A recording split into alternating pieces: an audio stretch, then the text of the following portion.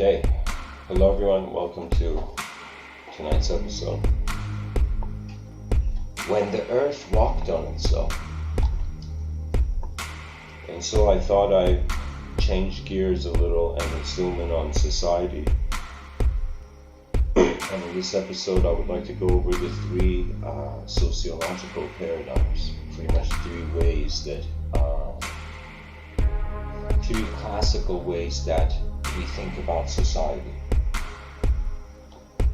But before, when I say when the earth walked on itself,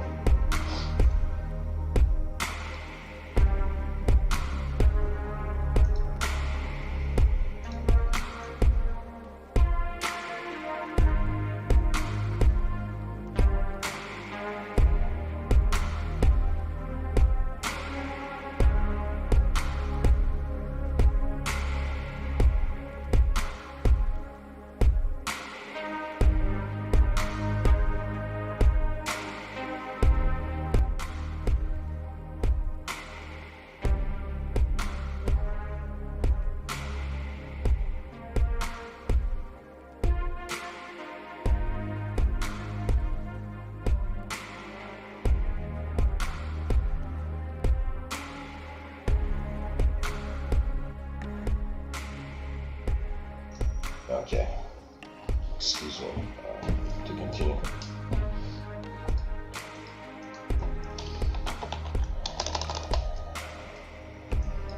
When the earth walked on itself, it really is an implication of what's happened so far existentially. I feel that when we think about society as human beings, it relates to how we experience existence, but existence is something there that is prior to society. It's as if before we had movements of experience being correlated to one another, it was moments of existence, or a moment of existence even before time.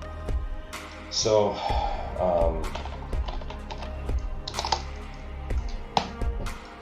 there we go. This is a much more, I think, appropriate song.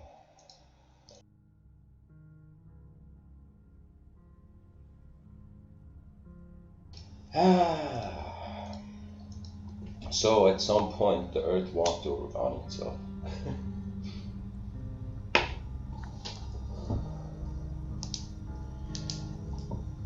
From a singular or non-numerical, even before numbers, from a movement of existence, there came the dividing and conquering of experience.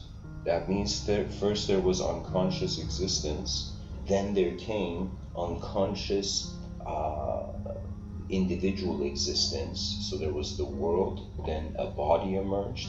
This creature we weren't conscious, so we can expect that evolution in the earth, in previous. The difference between somebody once said the word evolution and revolution is that evolution is gradual, revolution is instant. So we had an evolution where gradually from inanimate, from being something that is like no value, no individualism, is pretty much just earth, then to that a part of nature separating from the overall nature, right? So we are creatures in nature.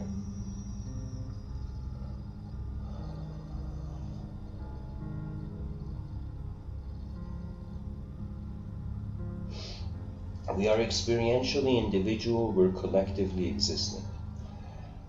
That means, anyways, pretty much from an unconscious, I'll continue, from an unconscious world to an unconscious self. From an unconscious self, now this is something I'm personally considering, we went to a conscious self. So this is where the social creature is beginning to, prior to even having an idea or concept of a society, to being individual. So existence as one event, existence turned into two events.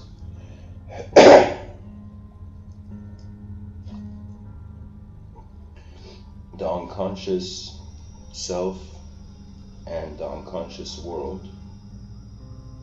Then existence turned into three events: an unconscious existence, an unconscious world, an unconscious self, and a conscious self. It's as if all three are active. In this moment, I can use my consciousness to completely perceive that there's an unconscious to the world. There's the unknown variables to the world, think how the world is, ways the world is moving that I don't know. And then there's ways that I am moving, I don't know. I am unconscious to my body, inside my body, how my cells are moving through my veins. Like I don't have surveillance of it. You know, a person can feel pain, emotions, high energy, different things. But inside the body is pretty much as theoretical as what we feel until we see it. Everything is really theory until we experience it. That means the person has a theory, the sun's gonna come up tomorrow, but when they're at night and everybody's like, hey, imagine nobody knows the sun's gonna come up. You know? So suddenly it would be like theory is not proven, theory is not proven. Oh my God, is that dawn? Yes, theory is proven. You see, so something went from a theoretical level to a proven level when the existence of the phenomena matched the experience of the noumenon, as Immanuel Kant, this philosopher, would say. That means the outer realm phenomena matched the inner realm phenomena. In inner realm noumenon.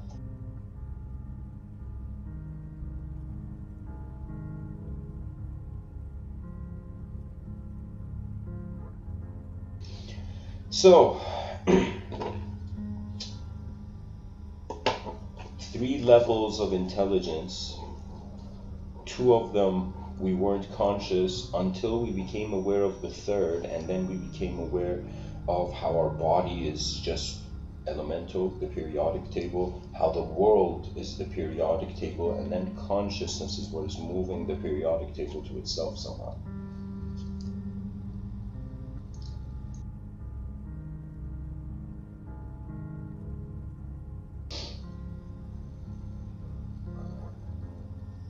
So,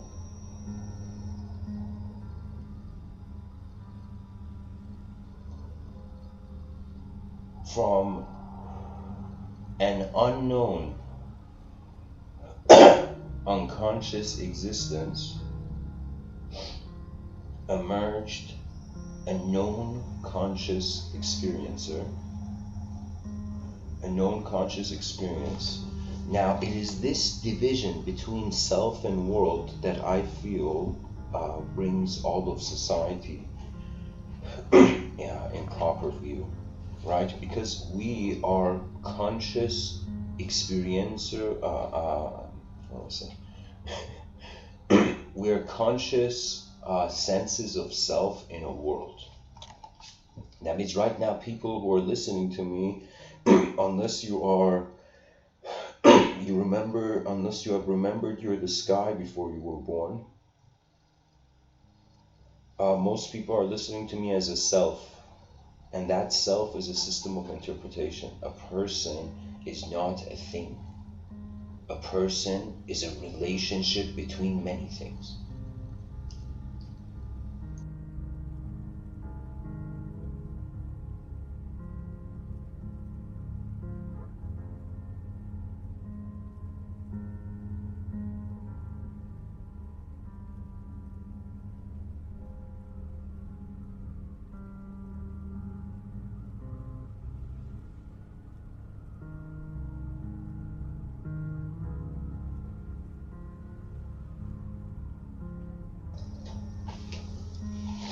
So, the world became a self, nature became a human being. Now, this part of nature that is experientially and based on the biology and the body separate from the earth, now has relationships with other senses of self in the world. So this is where I can step into the sociological paradigms, certain ways that at least three major thinkers on this planet have thought about society.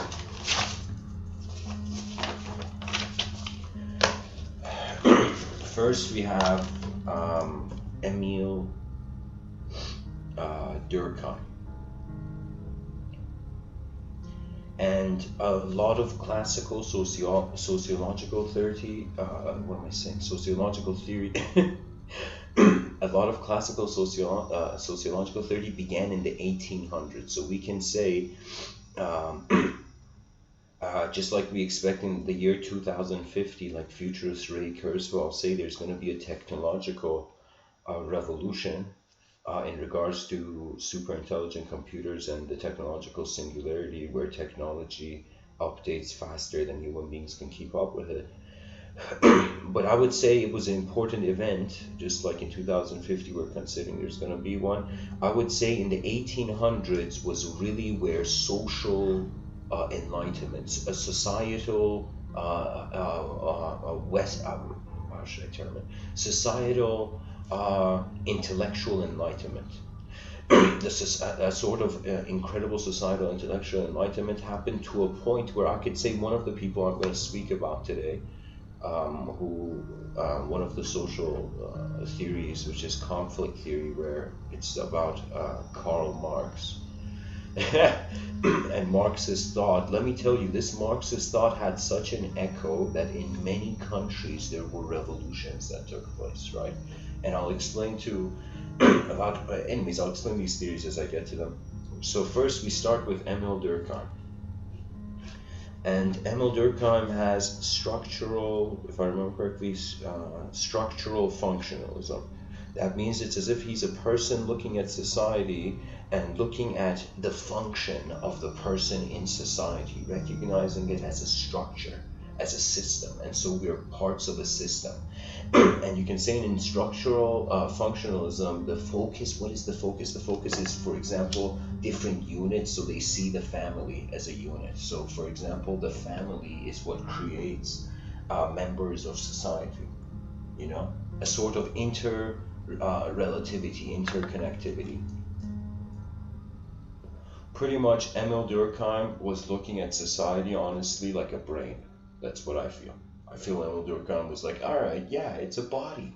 You know, why not? You know, that's the heart, that's the thing, that unit is that. So he was seeing it in regards to the structure and function of the person in a system. And so maybe I should have spoken about that. Some of the spoken about something before getting into this. Some of the earliest societies we find are, for example, hunting and gathering societies, right?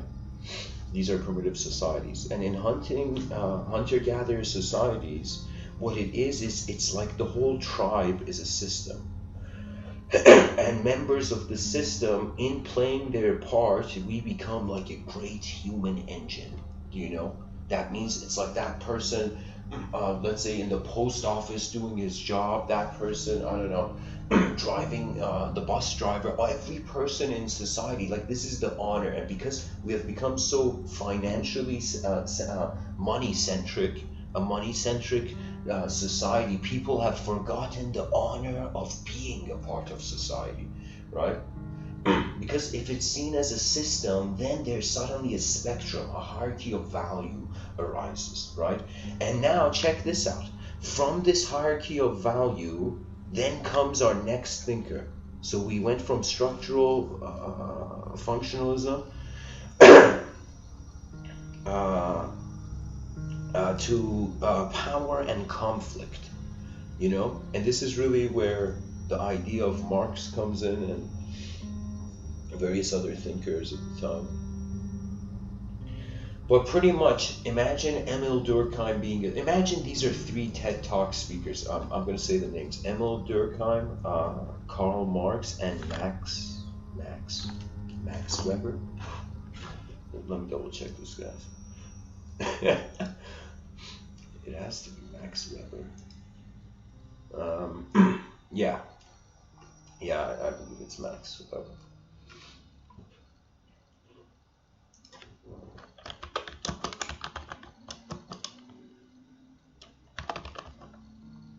Yeah. And then there's symbol interactionism.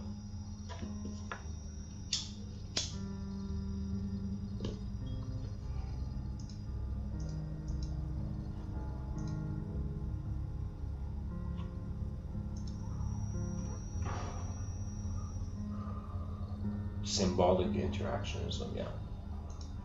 These guys, what I said.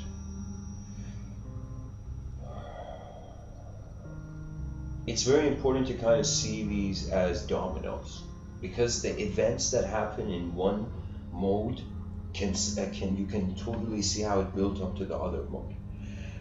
So think of Emil Durkheim saying structural functionalism. He's like the first speaker. The audience cheers. Yeah, society has a structure. People have a function in it. You know, there's units in it. Then we have Karl Marx come in and being like, hey, there's an issue with this structural functionalism.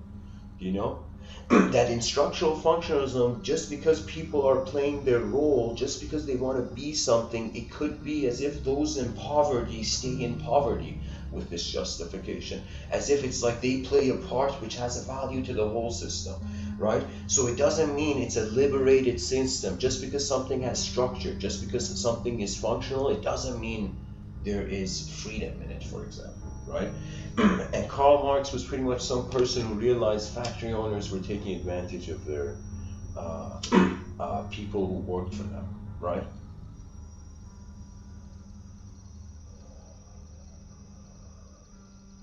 So Karl Marx saw it as, one can say, structures of power and the conflict of how do we manage resources in a system, right? So it wasn't enough for Karl Marx how we just function in a structure. It's also the result, the consequence of it, I would say.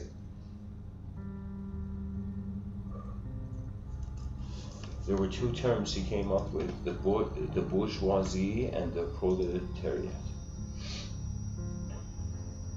Guys, let me find a picture. It's going to be so much easier to explain to the audience.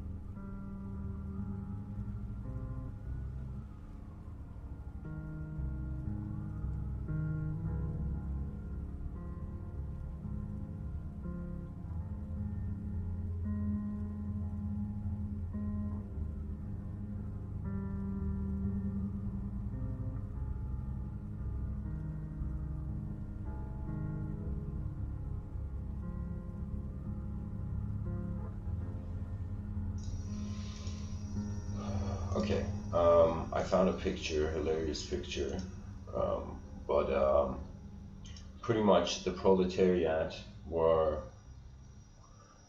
those who, in the lower classes, were on the wrong side of the deal at the time, you can say.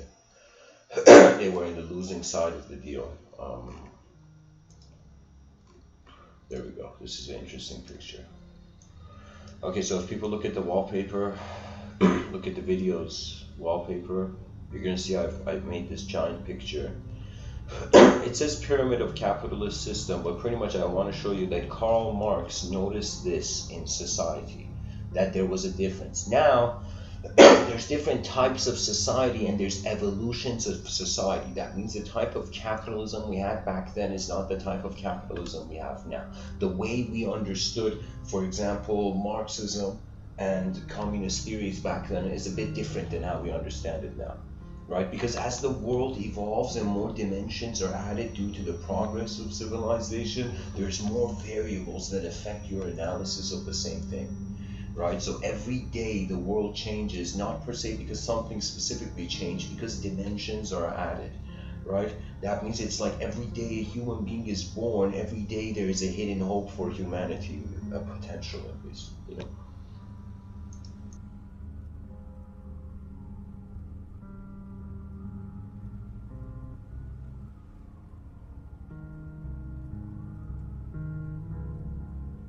And I have to say that in civilization, just in culture generally, see, it's all a story, guys.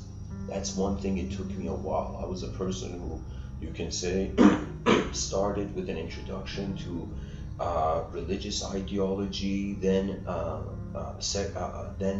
secular ideology. Oh, excuse me, not religious ideology, certain spiritual ideology, Sufi ideology, then secular ideology, right? And then back into a metaphysics that was kind of like, I felt life was, I felt it was, there was a hollowness to life, so living it really became the focus. But anyways, what I'm trying to say is that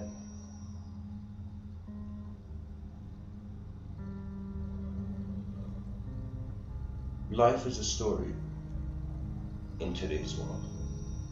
And so it's the story. On one level you tell yourself, which no one in the world can know that story, that's the inner realm.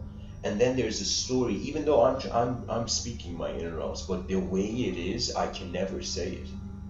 It's not even possible, right? Because the mind is not an object at its essence. So it's literally like objects, then it comes to subjects, then it comes to just being, then it comes experience. So the center, it's as if like the circumference of the circle is the concept, the ideology, indirect ideology. The center of the circle is the direct experience. So when it comes to the experience, from one experience, endless degrees of ideology can jump out, you know.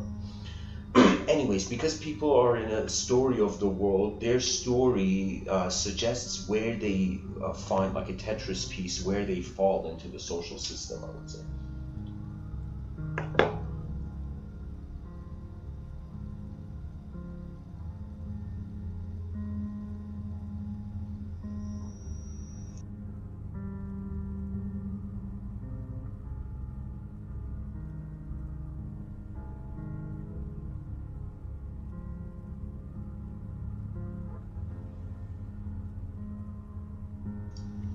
So anyways, from this functioning, from the way a structured society functions, that was one dimension. Another dimension was this society, this structured functional society, it's functioning in accordance how it uses its resources. Resources are scarce, so there's power games. Even if we didn't have capitalism, let's say all businessmen on the planet just teleported somewhere else, you know, suddenly we made the moon the place of business in the future. Imagine all businessmen were living in the moon. You know, all business was being done in the moon. On the moon.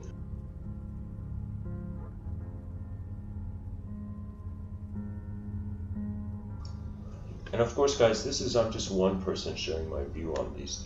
These ideas are so deep, and so many people have talked about them that anybody can see different views on. But anyways, what I'm saying is a power and the conflict of interest in regards to managing the resources of a group, right? So it's like after the individual is taking care of themselves, they come to participate into society, right? Once the person is done with even all those people in the new age community and all communities that are looking for self-improvement, you improve yourself until yourself is improved, then you go and participate in the world event, correct? Now, Karl Marx was saying in this participation with the world event, right? If you look at this picture I've put, you see the weight of society is on the working class, right? And the working class has a sort of minimalistic pride to it. So it's this strange where the pride to, it's as if it's strange because we're all human beings, we have to endure through this system, right? Now, The issue is wherever you fall in the social class, the person has to still live. That means it doesn't matter if you're on top, if you're on bottom, their life is like an hourglass and a person has to live, right? So in accordance to that, the person needs to tell themselves a very efficient, kind of honorable narrative of their own continuity in the realm. But Karl Marx noticed that what is going to change the system, right? So Karl Marx seen it was like a person from the lower class, and he's like, why is this weight just being carried by the individual, right? What about the royalty of the situation? Because right now, royalty is different than the concept back in the day, you know. The further you go back in history, royalty was just, it was the position of your birth. Now royalty is becoming more based on I mean, of course, it's based on lineage. But I would say in the modern era, it is based on skill. Yeah, especially as how we see a sort of the entertainment sector emerging.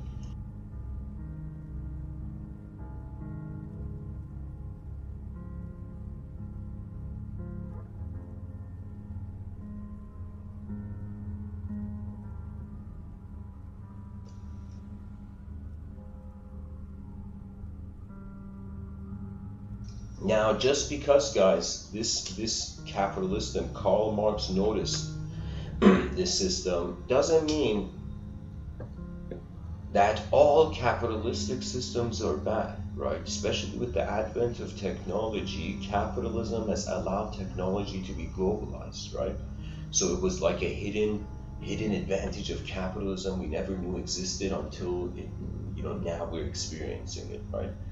But keep in mind, Karl Marx's thought emerged from the 1800s.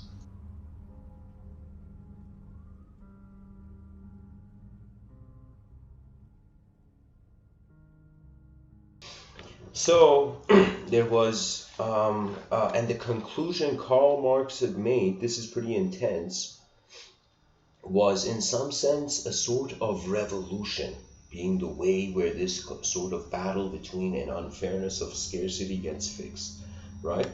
But there were issues with Karl Marx, even you can say developing communist ideology, that if the people from the beginning had naturally been gone towards becoming a sort of hierarchical system of taking advantage, right? So it was as if people were not ready either way, right? So I feel deep down, this is personal opinion of course, but I feel deep down Karl Marx knew from the beginning people were not ready. It doesn't matter what way, it doesn't matter if everybody were equal, everybody wasn't, just the way human nature is, because we're a comparative animal, eventually some sort of hierarchy will show its face, you know.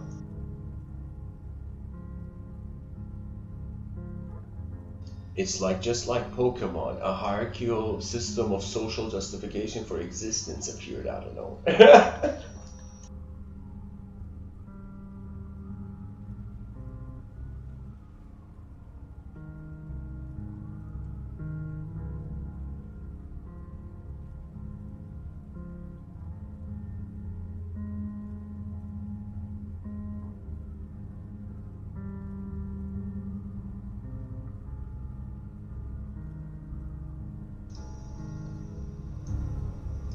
So, from structural functionalism and power conflict theory,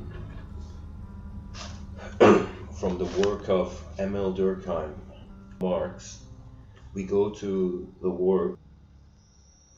Now, Max Weber spoke about symbolic interactionism, and I would say this is something where I am personally very keen on, right? For me, I honestly, for me as society, my greatest wisdom is that because the human intelligence is the most superior display of intelligence so far in the outer observable realms, I try to see, believe it or not, ideological systems in a humanized way. Not that they have personality, but just in a humanized way, where in the way where I think, this may sound strange, but I often think like, I often think like, really, that an idea, if it was a human, can it be loved? Can it be hated? What would the idea feel in the human mind? Not just the human being feel, but the idea in their mind. We don't realize it, but compassion is a secret. When the Dalai Lama was shouting out compassion to the world, people were like, what a kind old man. You know, they didn't realize he was shouting the secret of the inner realms to the world, right? And it's like the trust. You can't be compassionate until you trust the world. Who can be nice in a world they distrust, right? This is the thing that where I often see even the people who entertain conspiracy theories. They can appear as nice as you see, but they will not be nice, because if you don't trust your world, you can't implement your better intelligence. This is the reality. So it doesn't matter if it's post-apocalyptic, pre-apocalyptic, you know, whatever kind of society. It doesn't matter where you were born, what planet, what civilization you were born in, you know. It's just about, on some level, the being noticing what nature has given you. The ultimate power.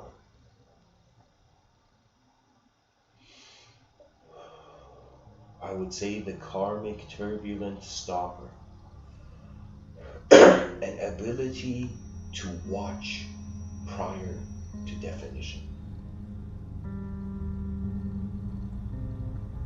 You see, Max Weber, and this is where currently as I speak, they see, of course, all sociological theories pretty much in everything. They divide it between macro and micro. Macro means big picture, micro means you zoomed in on the detail, right? Even Sherlock Holmes, from the Sherlock Holmes movies, where he's inducing and deducing all the time, he's going from the general to the specific. He's seeing a general event, wondering what does it specifically imply. He's looking at specifics, wondering what do they generally imply, right? So he's oscillating back and forth. So pretty much that's how human beings think, right? Once we have a thought, we wonder about the possibilities, then its interconnectivity, then the space where all these relationships are in. So there is macro theories and micro theories, and these are social paradigms. Why have I said paradigm? Because a paradigm is a way we think about something, or you can say a way something is thought about, whether by an individual or a group. But usually in modern sense, when we say a paradigm, we're talking about a sort of phase of thinking of groups of people, you know, major paradigms, you know, or we can even say macro or micro.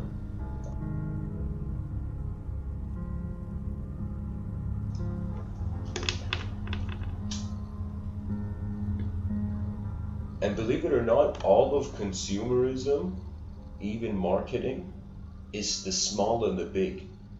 You know, that means marketing is just telling the person you're small and then buy this and you'll be big. Like that's the whole self-help section of every bookstore, right?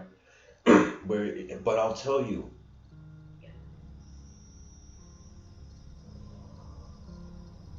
this macro and micro view, the first two classical theories of Emil Durkheim and Karl Marx, they're macro views. They're views on the overall, what's going on in society, what the fuck, you know, you know. But when it comes to Max Weber has realized a very fundamental psychological truth to the human being, right? That means it was like Emil Durkheim looked at it through the body. He looked at society as if it's a biological system, imagine. Karl Marx looked at society as if it's the ego battle, ego power struggle. Max Weber looked at it as consciousness in some way.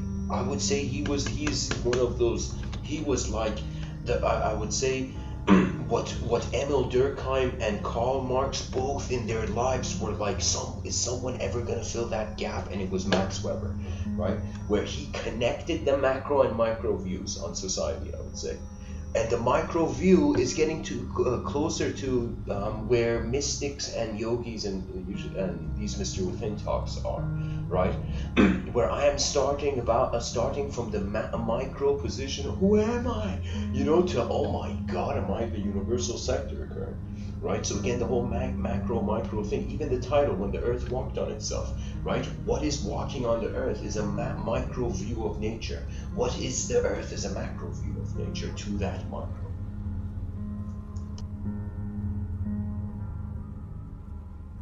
If we were the size of planets, could we say planets were big? And look at how much even the micro and macro are relative to what we see. And the content we find in the world.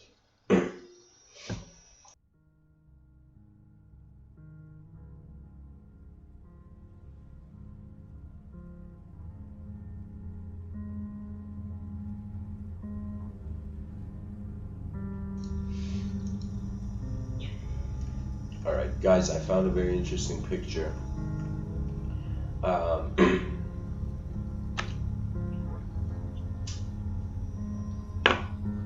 This picture shows the way society, social theories on society have branched out, right?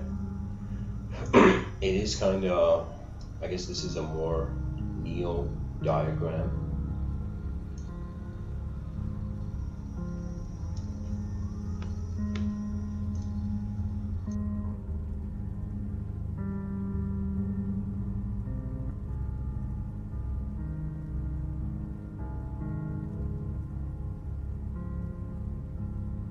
But here, I found another picture. This is better.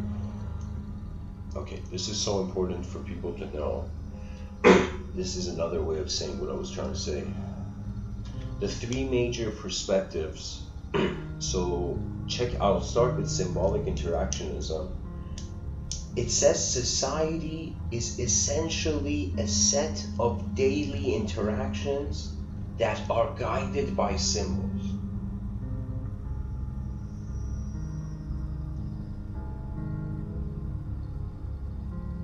That means all our lives, guys, when we step out of the door, it's noticing symbols and interacting with landscape, And honestly, it's like in my youth, I'll be honest, I was very shy. I was a very shy person. I was kind of like, I felt there was a karmic quarantine. I felt locked in my inner realms. So because I was locked in my inner realms, pretty much the attention has two ways. Either it extracts meaning from symbolism in the outer realms, or it extracts meaning from symbolism in the inner realms. That means it functions as the observer or as the observed, another way. That means I would say that would be the micro-analysis. I don't know how deep Max Weber got into it.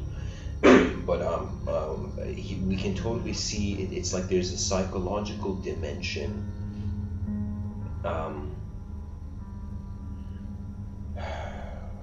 It's as if Karl Marx, I should honestly say, social theory, they're saying it wrong. They should see Marxist theory as macro and also micro.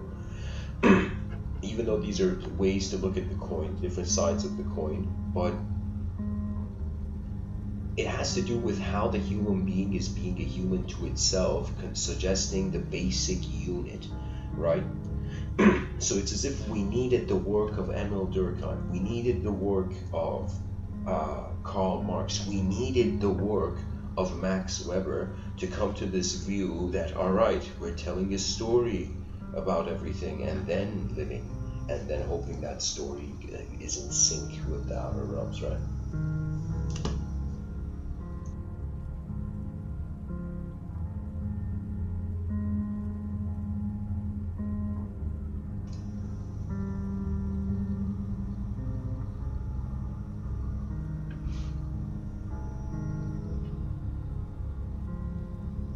And so, of course, these are in the 1800s. There's been so many people, and honestly, I haven't gone into the research that deeply to explain the total unravelment of social, or the evolution of social theories, right? But I would say technology revolutionized it. That's one thing that's obvious, right? It was like the moment technology arose, guys, we couldn't be a social creature. Nationalism died with the internet. But even though it's still around, but I'm saying the concept of it became meaningless the moment the human being, I mean, what is the internet? It's literally teleportation technology for image and audio, right? For visuals and audio. So because it's teleportation technology for visuals and audio, you could be a person in, for example, Canada, and Google how people, or find on YouTube even, you know. This is why I'm saying people, the creators of YouTube and even Google and whatnot, they all deserve to get medals of honor for advancing the communication of society, regardless of their ego or not. You know, it's as if like their work was good, even though their characters is questionable, maybe, who knows. So anyways, the moment the internet arose, the moment that teleportation of image could occur, a person living in Canada could see how a person lives in Japan. A person could totally see how another person lives in the Netherlands. Like, that's my dream, one day to go live there.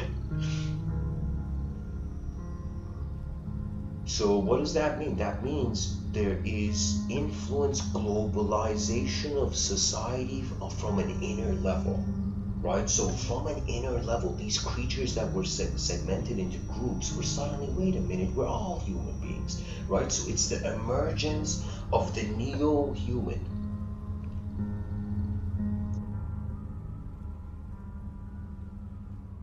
I would say we are Homo sapiens. Let us evolve one more time to Neo sapiens.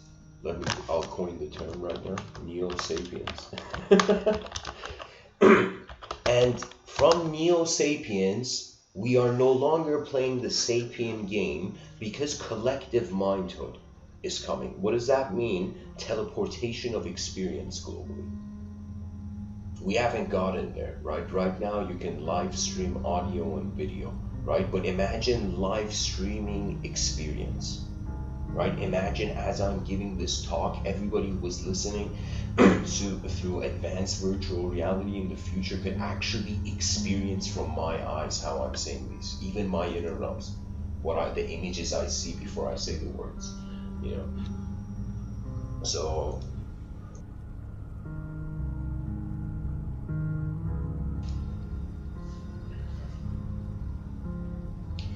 anyways, from the Neo-Sapien, we're not going to be individual anymore, right? So nationalism, this is, even though I'm saying we're moving to an era where because of global access to different ways the world is happening, you can, okay, imagine this. Imagine you're a person, okay, living in Canada, and you're watching Japanese TV with subtitles, okay?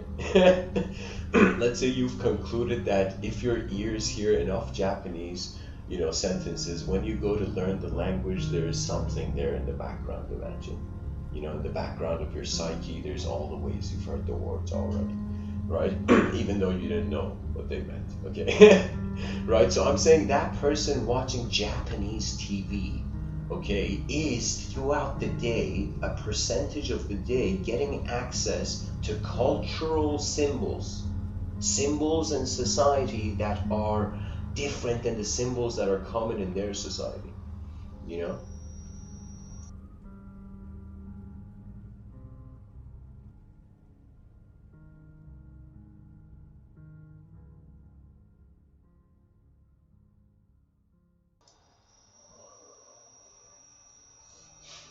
So pretty much we are interacting as in symbols, and the current symbol is the human being.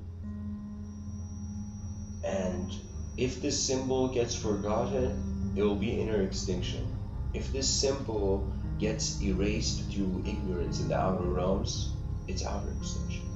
That means now there has come the responsibility of not just how you live as an object in the world, but how you also serve serve the realm and the universal sector as an idea, right? Got to be responsible for how we're being an idea to the world, right? This doesn't mean forget one's freedom, because the world can have so many instructions. The world is like a customer, it's like a client. Imagine you have a bunch of clients, your business. And you have a bunch of clients, and the customer is a client that is occupying your whole time. You see, it's as if the whole attention, it's like this symbol never gets satisfied. The person's gonna be like, all right, thank you for being my client, but I cannot be. It's like, there's nothing wrong with you, there's something wrong with me. It's like the person breaks up with their client. You know? What is missing from the world is just general decency.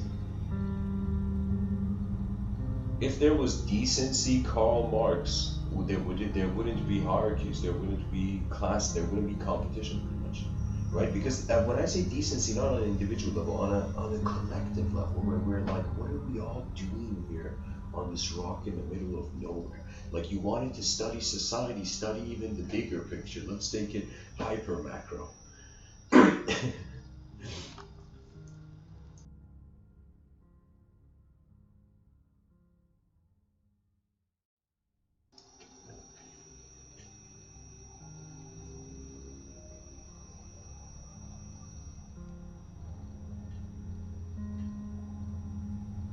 So, let's teleport from the 1800s to 2020. I feel that our identities are speeding up as what changes in society speeds up, right? So if we completely define the person as and limit consciousness to sociological identity, we will never, the mystery of consciousness, regardless if science figures it out, sociologists could be that ever since society developed, there are some factors that influence consciousness that could never say that the current consciousness, it's as if our consciousness has been tainted with social life, you know? But because this happened so early on in our history, now it's just a part of us. You know, it cannot be ignored, right? So you can say the study of the hard problem of consciousness, maybe it was possible when there was no tribes, when man was still solo walking in the forest. But the moment we became communities and survival began getting a collective face, collective shape,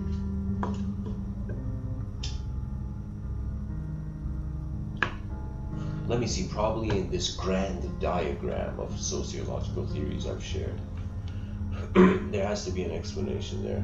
Let me see. So we will come to modernity, post-modernity, no, that's not where we want to go.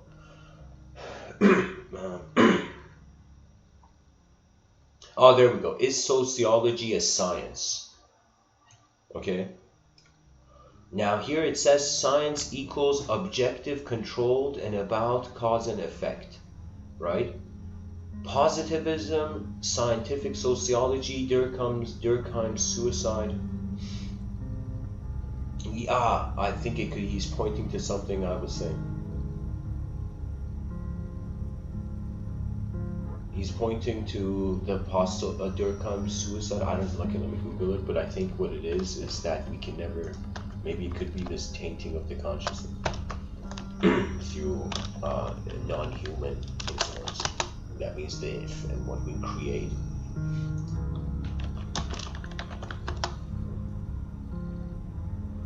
Oh, okay, it's just the study of suicide by Emil Durkheim.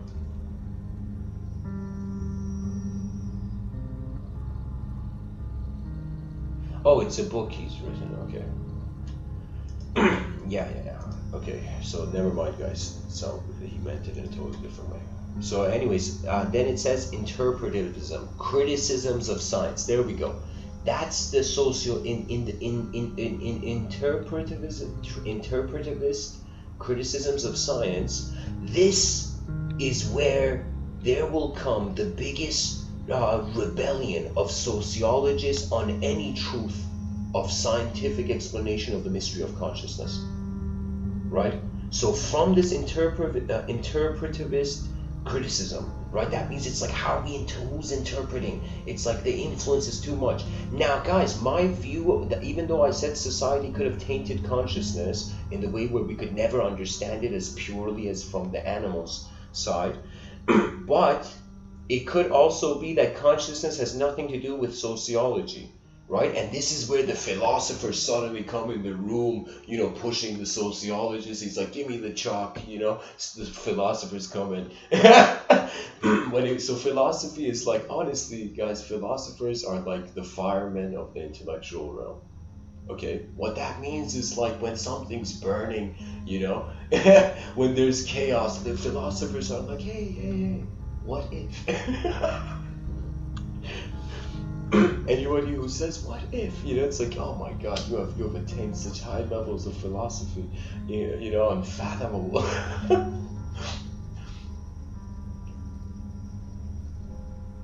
And of course, guys, society, the beautiful thing is the more human beings live in society, the more complex it becomes, right? So that means the more we see it, we can't fit it into the past models. So do you know what I have to also say? You know how much society needs new models? Every person in society has it based on them, first of all, having a unique DNA, and them having eyes that no one has ever seen before, and they even haven't seen the fruition of their eyes, right? So everybody is a unique dimensional angle on society. Everybody can write a book. Everybody should write a book on their honest view of their realm, right? I've envisioned this in the future. There's going to be, I don't have the funds. I feel wild horses are running towards me though.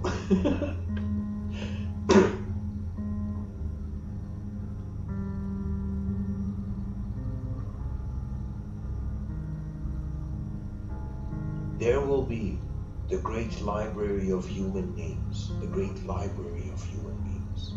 A library where every person's name will be there and everything they did, from even social communication, social media communication, digital communication, to every, what do you call it?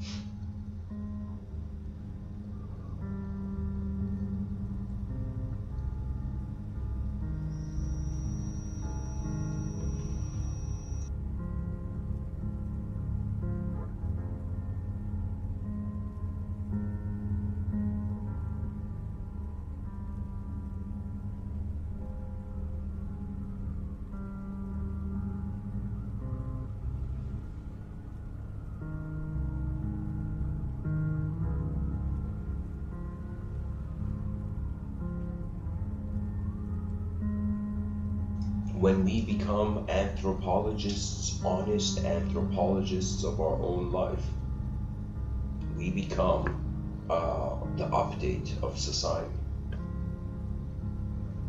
That means when you study yourself as if you're like a tribe that hasn't been found in the Amazons, with that wonder you study the human being. Such mysteries arise, right? And the power of philosophy is really that it is not afraid of questions. Religion, afraid of questions. Science, afraid of answers. Philosophy is not afraid of either.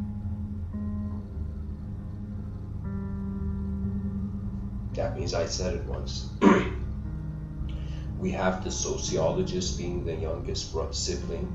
Then we have the scientist being the older sibling. Then we have the excuse me, I messed up. Oh no, I was actually on point.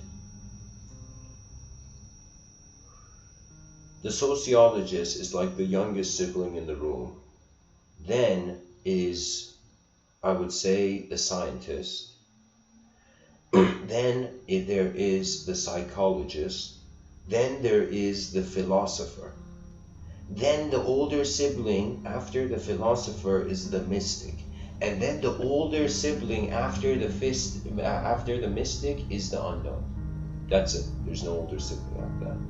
the whole world is like the father or the mother of this is the power of the individual in that sense, the source of it in that sense.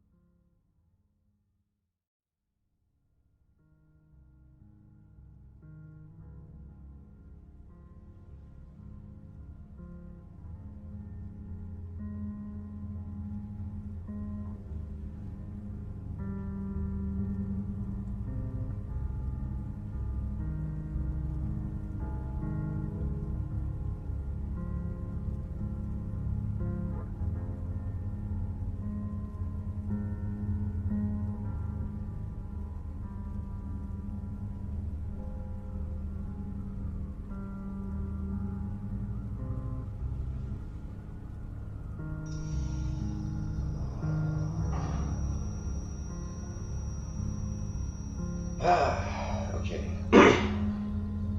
Sorry guys, there's interruptions on my side. Excuse the pauses. But anyways, pretty much, it's the story of how a creature endures in a world. And if we can make that more and more an efficient story, there will be just great advancement. I mean, honestly, it's a choice. We either live in an inefficient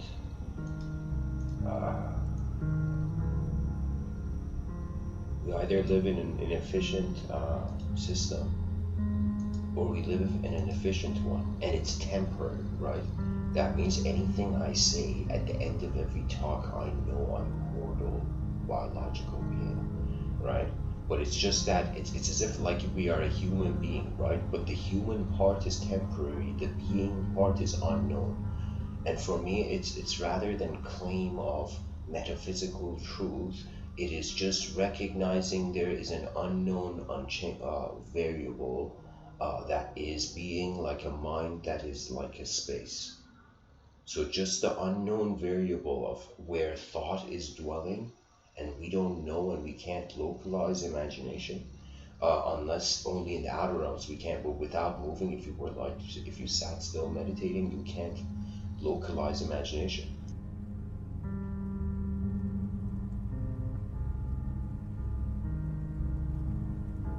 But if you came out of that meditation, wrote something down, that would be one step towards localizing it.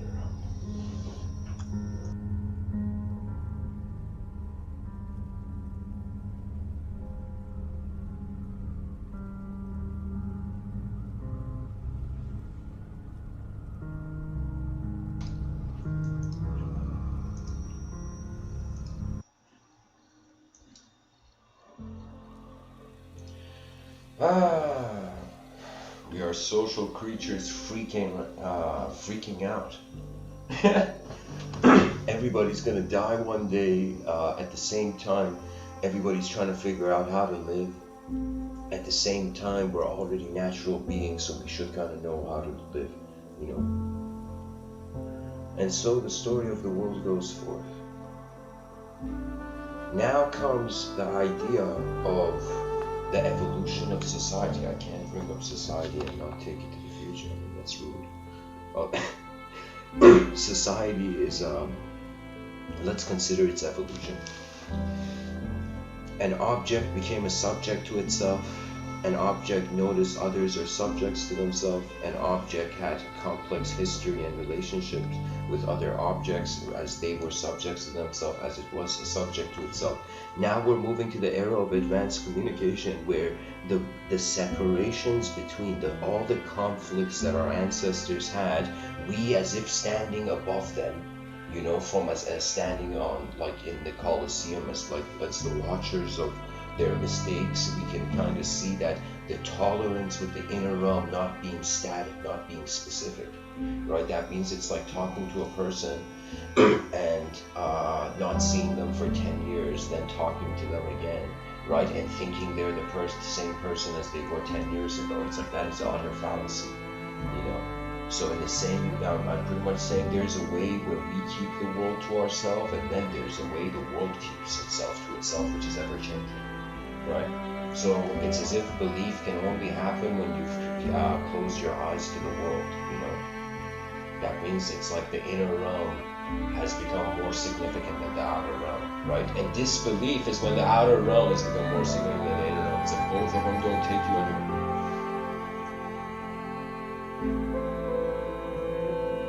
Now, the concept of belief, of course, we can't say it's a way deeper word, and we can bring in faith in it, and seeing faith is just the intuition of nature.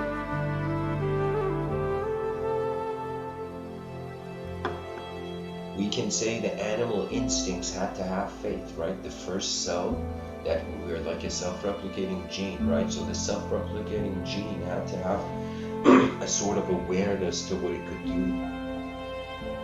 That means it had to be aware of space. That means, I'm telling you, the smallest cells are aware of their space. That means space is so innate.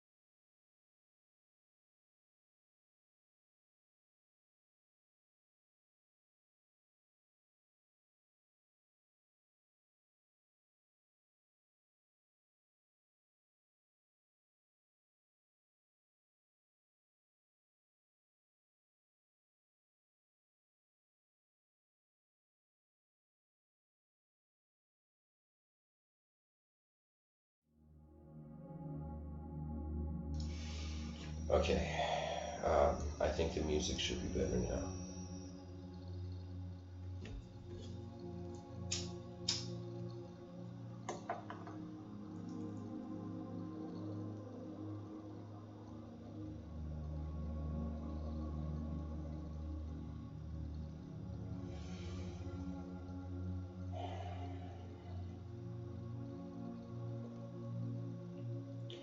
The last phase of evolution, and what I feel maybe in the next 40 years, 50 years, there's going to be a lot of social theorists suddenly appear. I feel this domain of social theory is going to focus on how the individual is going to become collective. Another way of saying we're in the 4 phases of the model, like you can say Mr.Within's model on evolution, from the unconscious world to the unconscious self, from the unconscious self to the conscious self, from the conscious self to the conscious world. So the next sociological theory is going to focus about what does it mean to simultaneously be an individual while having your head, for example, connected to cyberspace, and you have an access to a group mind, right? So it's more about the interiorization of the external reflection of group minds. That means grouphood, right?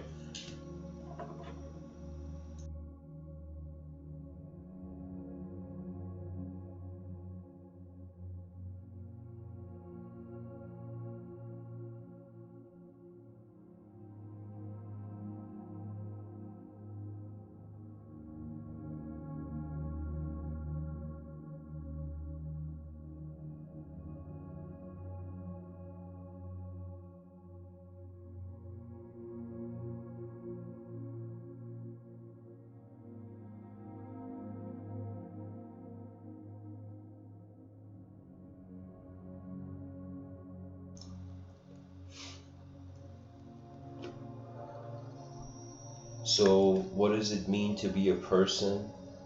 And then what does it mean, let's say before we have group mind, before we experience that, we experience a phase of technological parallel bodyhood. That means the person's like at home watching TV, but they have like a special hat on, imagine. Or I don't know, some wave recording, brain wave receiving drone above their head, or a spherical drone above their head.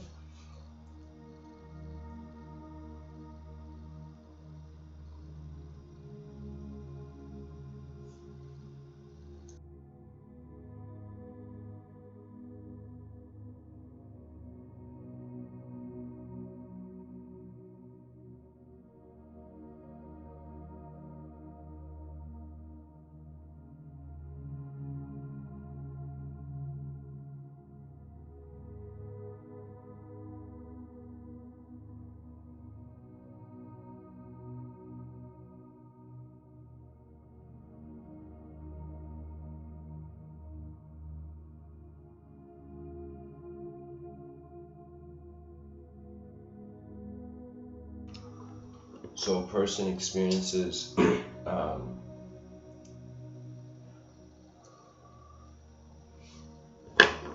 so the person is experiencing one body and then an unknown mind, one a singularized unknown mind.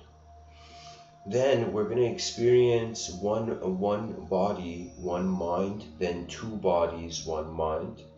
Then we're going to experience many minds, many bodies.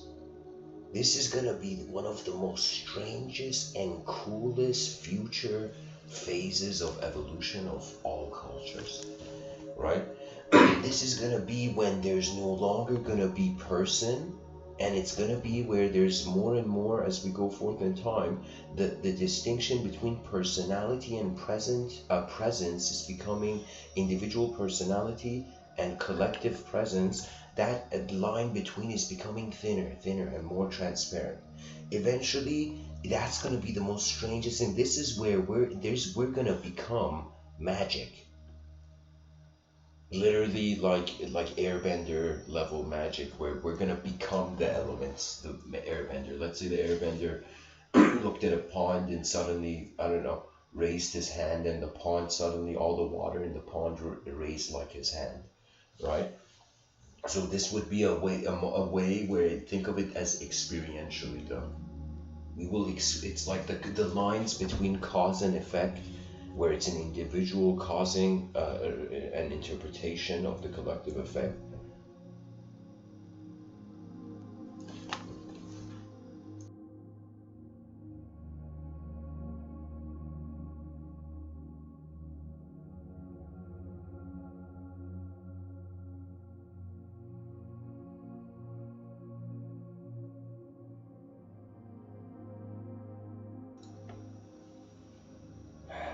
Pretty much,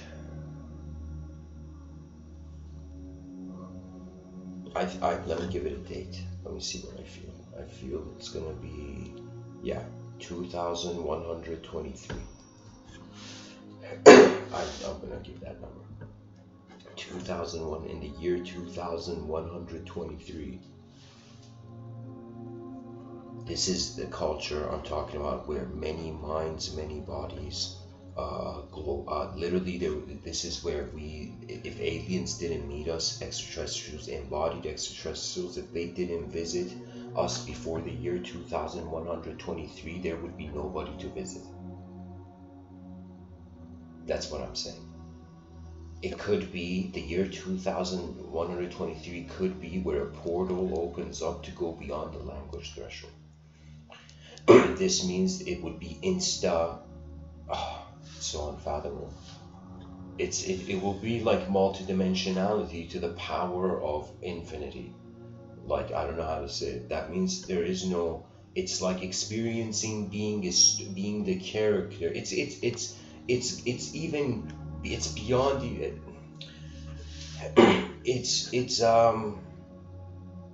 It's the hidden eyes of the ultimate truth, which is not a person or anything. It is an inseparability of knower and known. When that inseparability occurs, we don't need to be individuals anymore.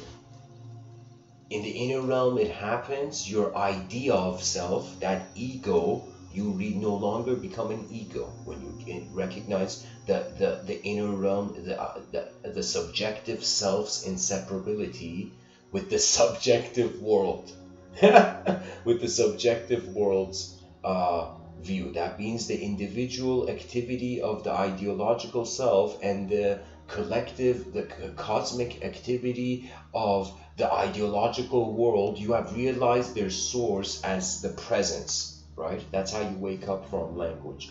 You realize you're a presence of being. Prior, instead of human being, you're being, then human, right? So we can say the mystic is being human, but the person in society, the creature dressed in society, will be the human being. They are human first, then being. It's like, what does it mean to be human? Then we act according to it. But the mystic was like, what is being? Then I'll see what human means in accordance to that, right? So one went towards the unknown experiencer, the other went towards the known experience, that which was known and experienced.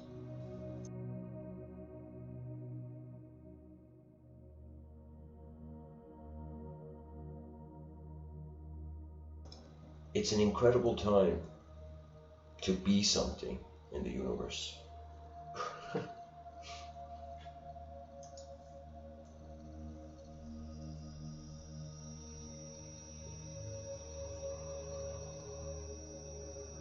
When the earth walked on itself, the earth never walked on itself.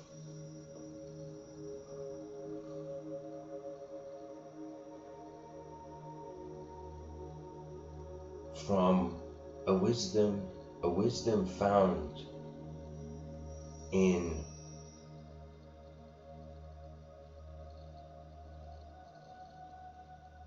the compassionate temples of Vedic thought, a man by the name of Swami Krishnananda, which somehow in this life I had the privilege, I don't know, so this world is remarkable how it works. I was talking about this guy, then like couple years I find myself going to a random ashram in Rishikesh, India, and right beside that ashram is this guy's temple, like it was some next level thing, you know. But Swami Krishnananda, he says religion is God remembering himself. And as a mystic, or even as from the philosophical lens we look at this, it literally means the ultimate insight of society is not just collective is greater than the individual, is that the individual is the collective. This is key.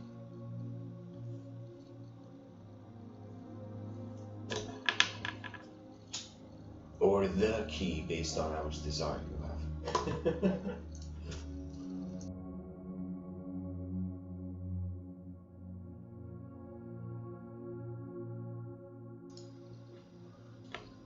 There's the story of Subhuti, a disciple of Buddha,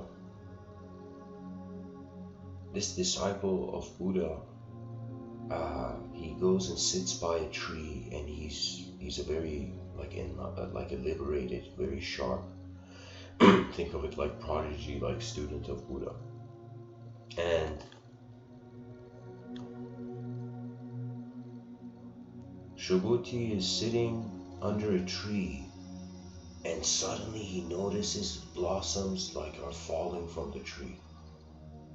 They're falling from above him, from the tree, endlessly. And suddenly he hears a voice. And the voice says, and it's the voice of the gods. It's a voice from the sky coming to him as blossoms are falling from the tree above him. The voice says, "Thank you for your discourse on emptiness." You know, the gods, it's the gods. And the person realizes the gods are speaking, and he says, "I didn't give a discourse on emptiness." Subhuti says, "I didn't give a discourse on emptiness." This is where Subhuti says this. Then the gods, the voice from the sky, says, "We didn't hear a discourse on emptiness. You didn't give a discourse on emptiness. That is emptiness. That is true emptiness." You see, it's like that's the instantaneity of nature being brilliance, really. Like it's just being its ability.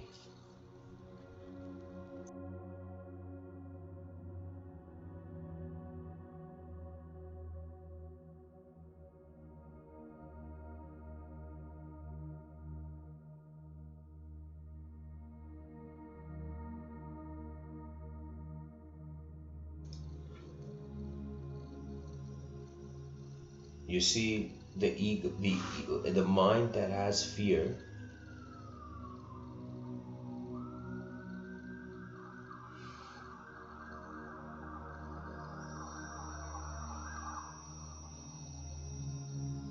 must allow patience to bring insight.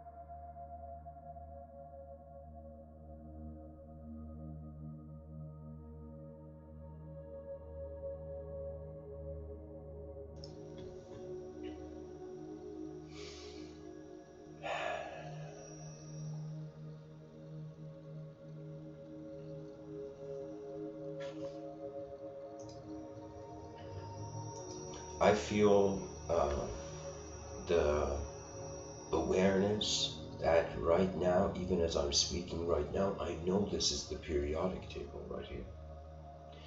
I know this is Earth, you know. I know that we are all made of Earth, even in the biology, the 5 elements of Earth, air, fire, water,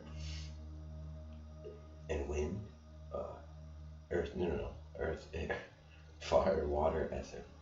These 5 elements can be seen internal as much as external, right? You can see when a person is angry, the fire element is more in their inner realms, right? When a person is calm and serene, it's as if the water element, right? When a person is moving, or you can say evolution is like a wind, or a person's an explorer, they have the wind element in their inner realms. It's like moving quick, a sort of invisible viewing mover. So, and when it comes to the mystics meditating, they were like the ether element was more. These are people whose silence is too deep. They're first listening to the silence before they listen to the words.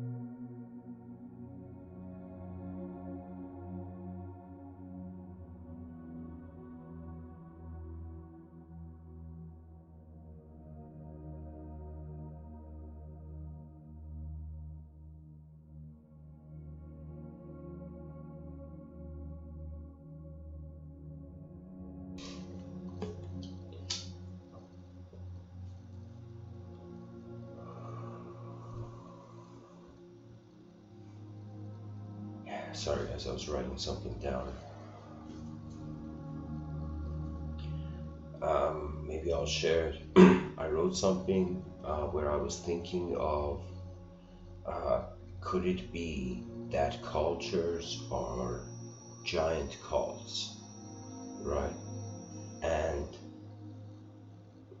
therefore it's an idea-centric program, as if human beings are being programmed by language, and if the language is replacing the direct experience, the conscious viewer doesn't evolve beyond the archetype that's in active, right? So the one's relationship with the known, with the observable universe is like physics. One's relationship with the unobservable universe is metaphysics.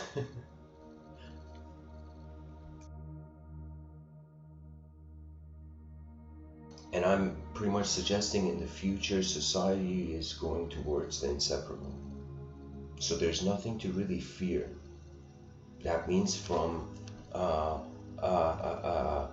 blindfolded animalistic fear, there's this global movement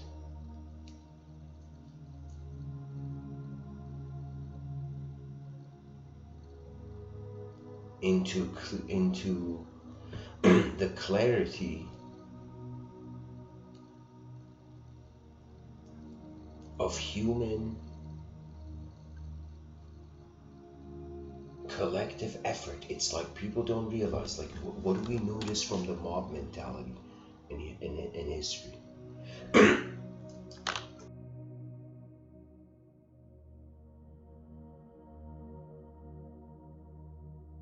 Excuse me.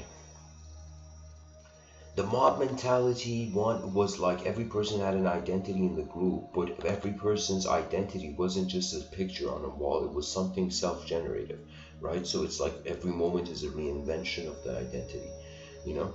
In every room even you go into, to the point where in Japan they have the saying, the man is the room he's in. This applies to your inner realms as well. You know? If you're a person in a room filled with happy people, but in your inner realms you're in a sad room and you hate everything, well, then it's as if, like, it doesn't matter how much happiness you find in the outer realms, the inner realm is the issue, right? That means this is how we know society is efficient.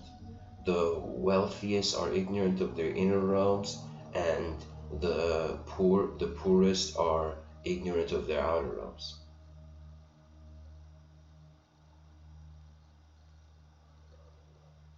And these are just symptoms of a civilization. Pretty much, you know what it is? Civilization is like calling out for the help of human beings to build it again. You know, that's what it is. It's like we have a wounded civilization. A civilization wounded in the sense that it can instantly, how do I say it? It's as if, like, you can say if a person had a possibility in the future and that possibility is for example gone, you can say that's a wound. A multidimensional wound, for example, you know. That's what I mean, that it's like our civilization. Okay, let me use a different metaphor. Pretty much I'm saying it's up to us to update the world we see. If we're following the language of the past, how can we update the modern world? And if we want to update it, right, it would require an updating self, right? So I would say the faster your sense of self changes, the more dimensions you see to the world. It has to do with speed and velocity of something moving in the space-time continuum, right? So what did this creature do? It found an ability to speak. The moment it found its ability to speak, it started painting an inner landscape, right? That's all of knowledge, guys, by the way. You know, educational systems making a big deal out of it. But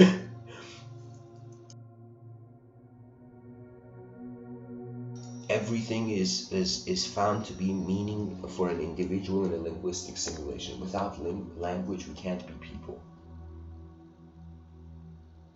So as long as we are people, we need language. So if a person wants to be a person, but they also want to be enlightened, you know what I mean? It's as if, like, you need the language of peoplehood, but in enlightenment, you completely realize you were never a thought. right? When you realize you were never a thought, there's two ways of decision making that come, right? The person's like, okay, I don't need to wear the same jacket, you know, same belief system of a jacket. I could take off this jacket and for a moment wonder, what should I wear, right? And the person can even create a jacket and wear, right? Because when we look at philosophers in history, they had all one thing in common. They all decided to look at the world anew. They pushed aside every other person's view and they looked at the whole situation in a new way. Anybody who does that, it's as if the earth looking at itself in a new mirror. Advancement is instant. In my inner realms, do you know how many advanced civilizations I've built? But in my outer realms, come on, people, come on. Let's do something on a rock in the middle of nowhere. Let's play the greatest game possible. The evolution of the macro. It's like that's what the micro wants after it's evolved.